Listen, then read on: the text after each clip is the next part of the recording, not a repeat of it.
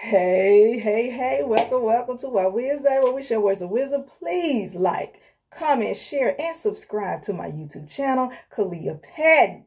And let me go on and shoot this one on out to you all. I'm ready. I am so ready. Look, here is our topic for today. Our topic for today is, don't pull me in on 2 to 3 different conversations at one time. I know that was a long one right there. Don't pull me in on 2 to 3 different conversations at one time.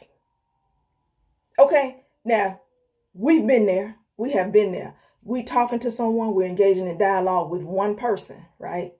And then someone else comes by and they want to interject. That's rude. That is rude.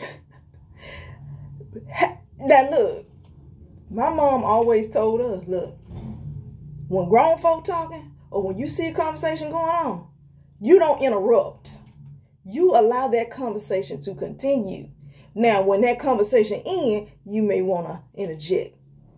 But when you just jump in, when you feel so led, I think it's misled, but when you feel so led as to jump in on someone's conversation, they got a good conversation going. That's not right. That is just not proper. That is not good. Social etiquettes, we don't do that. But we do. We do that to each other. We have seen it far too many times. We have seen it in, let me tell you something. Church probably number one place where this happens. You know, you talking to somebody and everybody want to come in and try to conversate with you while you talking to this one person. And you may be ministering. We got some good ministry going on right there. And then somebody just come out the blue. Hey, how you doing? Look, last week, this is what was going on, blah, blah, blah. Wait a minute. You just jumped in our conversation. You politely brought yourself into our conversation. What's wrong with you? Is something wrong? You know, you won't get them that side eye. Like, is something wrong with you? What is really wrong? Did you see this conversation happening? Why did you interject? Why couldn't you just pull on those skills that have been taught to you, like turn taking or waiting until someone finishes their conversation? Because that's just plain rude. Let's just call it as we see it. That's just plain rude. How in the world can I entertain 2 and 3 conversations at one time? That's robotic. I mean, a robot might be able to do that, but I'm a human being. How can a human being, person who has one mind, one mouth, Lord have mercy, I just don't get it. I don't get it, but I see it all the time. I see it all the time. And I'm supposed to stop my conversation because you saying something over here? Because you calling my name over here? And you see me all into this particular conversation. This person I might not have seen in some years. This person may really need a word, but you just came in and you just decided to throw a monkey wrench in there. Oh no, you don't need no word for. Look. What I got to share is more important than what y'all talking about. Really? That's what we doing right now? Is that what we doing? It's your character, and we got to work on your character. Why? Because you too anxious, you too rude, you too jumpy, you too jittery, you too impulsive. Okay? You too self-centered because now it's about you. But you did not even honor and respect that there's a conversation going on right there. There's a conversation going on and you're not a part of it. But you want to interject your 2 cents, 3 cents, or whatever that could have waited. You could have texted that person. You could have waited till they finished talking. You could have done a whole lot of other things besides just jump in and try to start up another conversation with that person. Really? What is really going on wrong? What about patience? Let patience have its perfect work. Where? In the church? In your business? In your house and with your family, mingling. Yeah. In the grocery store, wherever you go, let patience have its perfect work. Yeah. We need to practice that. We got to practice these biblical terminologies. You know, the fruit of what? Self-control. You got to control yourself. Yeah, I'm impulsive. Yeah, I just want to do something but you got to be able to control yourself. Why?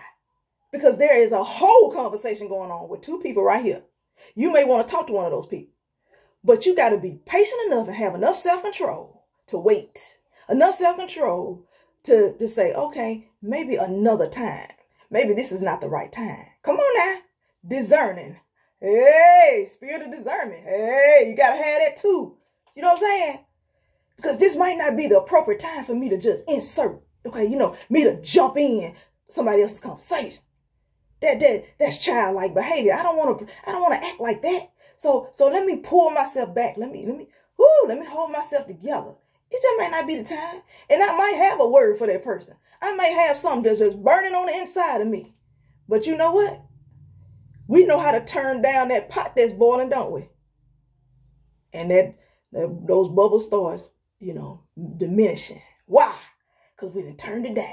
So you can control that. You know what I'm saying? You can control those burning. Oh, I just got to get it out. You can control that. It's called self-control. Yeah, it's called self-control. Yes. And then sometimes we just have to suffer along. It just might not be your time to be talking to whoever that person is that you're trying to get their attention. There have been plenty of times I have seen people talk and have a good conversation with somebody, and I would just leave on out. Why? Because I respect the fact that they are talking with another individual. It may not even be, it may be a lay person. It may be somebody that's dignified, whoever it is. I just respect the fact that, look, they're having a conversation. Why would I interject? I'm just saying, we got to learn these social skills. These are things that we learn as children. And as adults, we practicing bad habits and bad behaviors. We just jump and we just feel like we important. We feel like we the it factor and we can just do those kind of things. But you have to be careful with that, because sometimes people will develop a perception about you when you do things like that. Oh, so she just gonna do that? Really? Okay, well, I'm thinking twice about her right now, because, maybe she's not the type person that I want to really be associating with. Or maybe he's not that type person I want to really associate with, because, he's awfully rude, obnoxious, loud, rambunctious,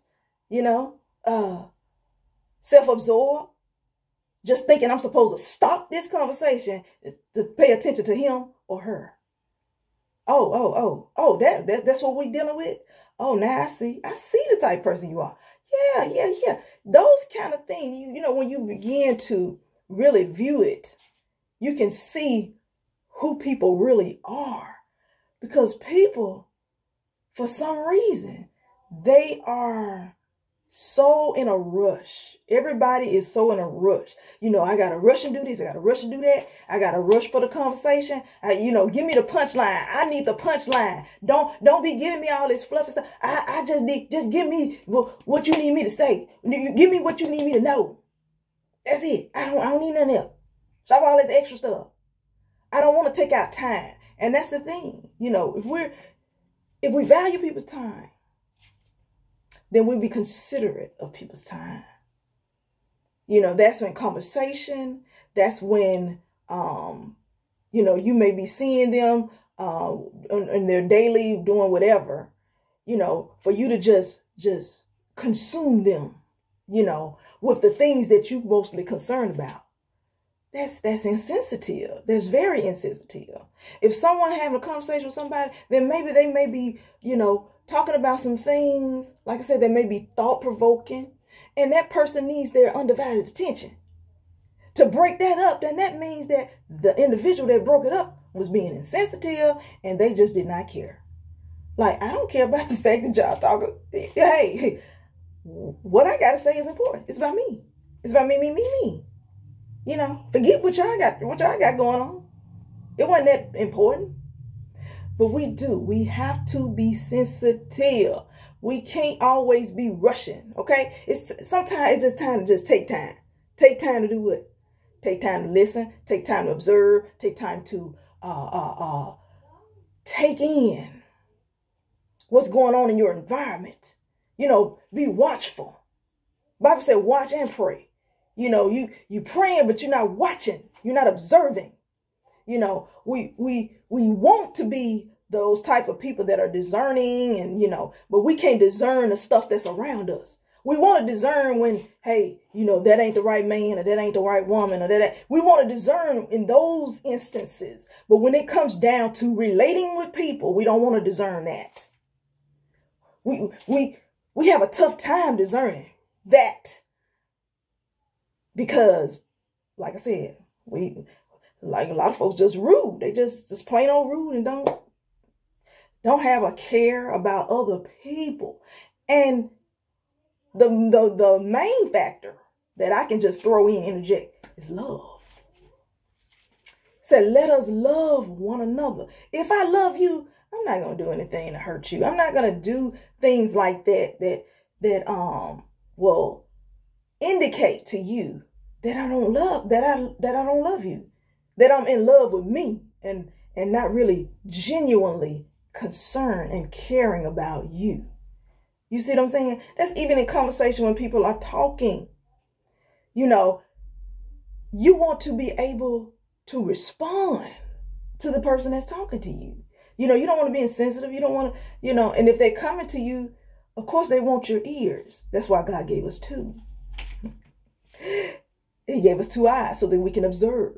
So yes, two of something means emphasis, emphasis, emphasis, emphasize. We got one of these. But we like to run it though. We like to run it. We like to run it, and it runs and it gets us in trouble. So like I said, we got to get to the place where we tell folks, look, don't pull me in on no 2 and 3 different conversations. I am not a robot. I have been fearfully and wonderfully made by the Lord. He has crafted me, and he gave me one mind and one heart. He gave me one mouth. I cannot operate in 2 and 3 different places and entertain 2 and 3 different conversations at one time.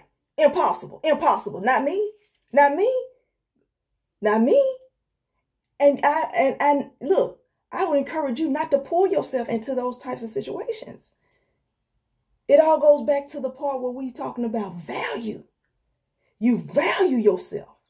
You know your worth. You know what you're capable of. You know what you have inside of you. You value that if no one else does. Because you know what? You the gift.